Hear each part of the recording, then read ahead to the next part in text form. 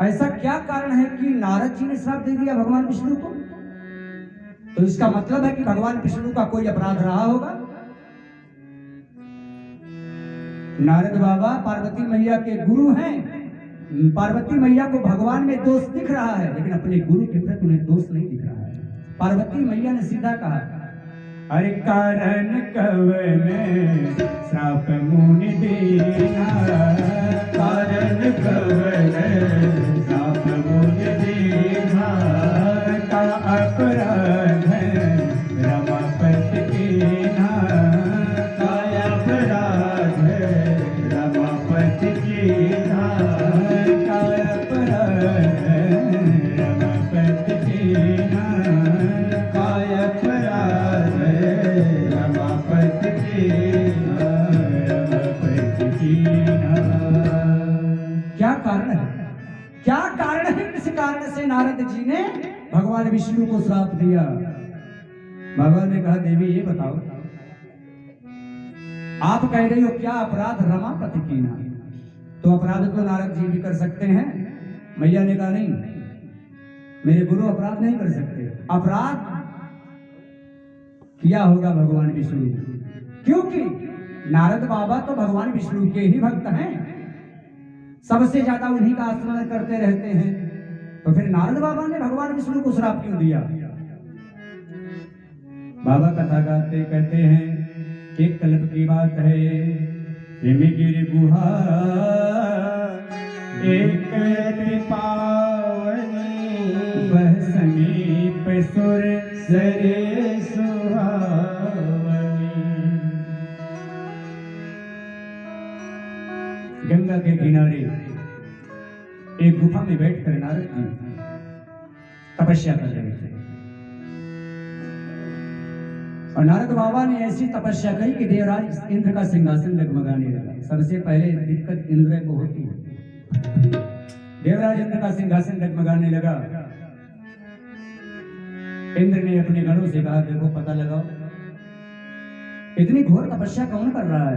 लगता है कोई हमारे स्वर्ग को प्राप्त करना चाहता है, इसी हेतु से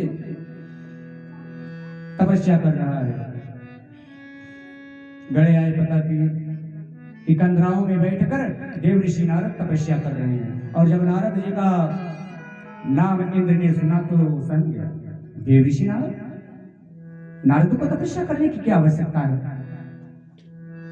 नारद तो बिना रोक टोक के सब जगह जाया करते हैं, पितामह से भी मिलते हैं, भगवान श्री हरि से भी मिलते हैं, भोलेनाथ से भी मिलते हैं।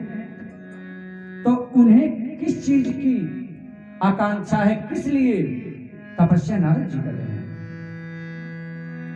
एक काम करो, हमें यही लगता है कि नारद जी स्वर्ग को प्राप्त करना चाहते हैं। नारद जी की तपस्या किसी ना किसी तरह भंग करो।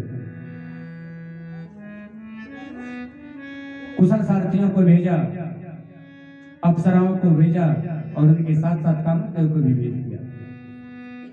अप्सराएं आई, बहुत नित्य ज्ञान लुभावने का प्रयास किया, लेकिन नारद बाबा समाधि से बाहर नहीं आए। फिर कामदेव की बारी आई। कामदेव ने सोचा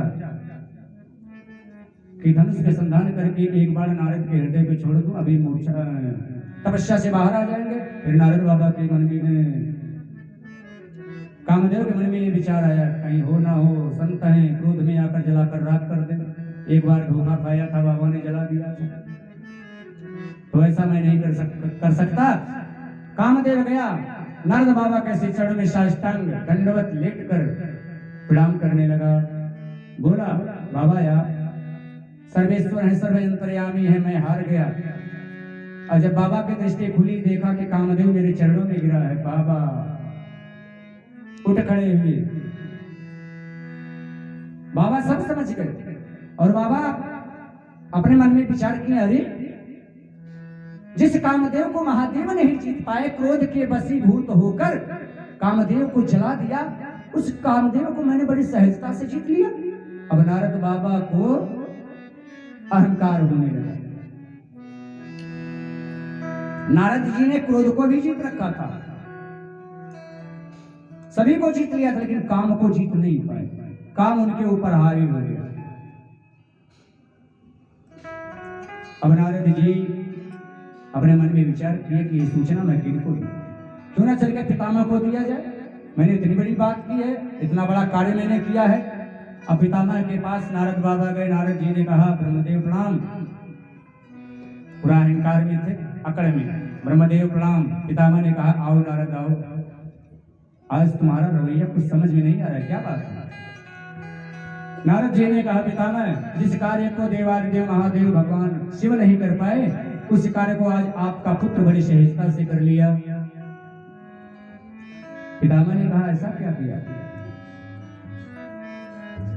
देव ऋषि नारद ने कहा, पिताजी मैंने काम को जीत लिया। अरे उस काम को जीत लिया जिस काम को भोलेनाथ नहीं जीत पाए, मैंने उस काम को जीत लिया। पितामह ने कहा, कहाँ पहले गए थे। बोला, पहले कहीं नहीं। नारद जी ने कहा, कहीं नहीं गया था, सबसे पहले मैं आपके पास आया हूं, सोच रहा हूं शिव जी के पास चला जाऊं, ये सूचना उन्हें भी दे दूं। ब्रह्मा जी ने कहा, देखो पुत्र, हमसे तो कह दिया, कोई बात नहीं है, अब शिव जी के पास मत जाना।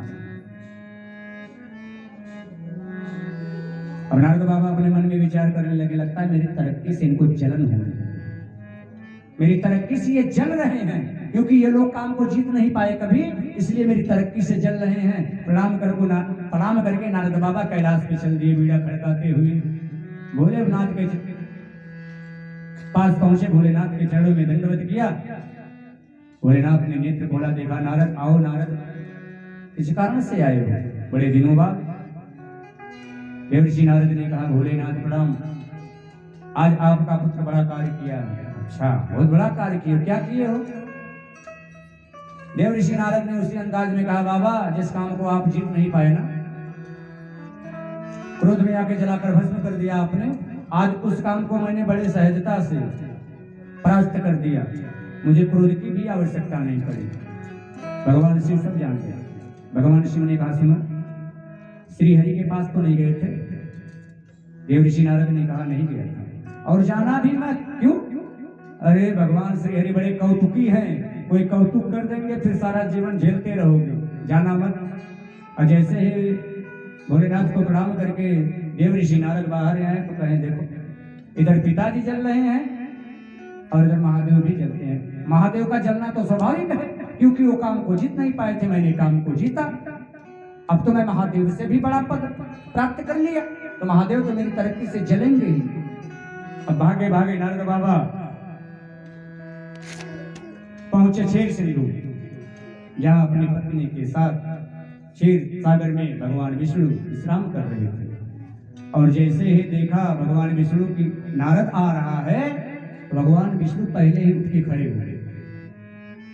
लक्ष्मी भैया ने कहा, नारायण क्यों आप खड़े हो गए।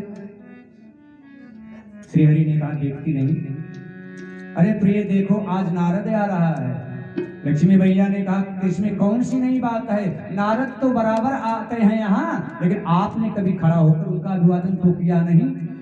श्री हरि ने कहा, हे प्रिय, आज नारद अकेला नहीं आ रहा है, अपने साथ किसी और को लेके आ रहा है। अच्छा, किसी और को लेके आ रहा है, वो किसे। भगवान श्री हरि ने कहा, अभी आपको पता चल जाएगा।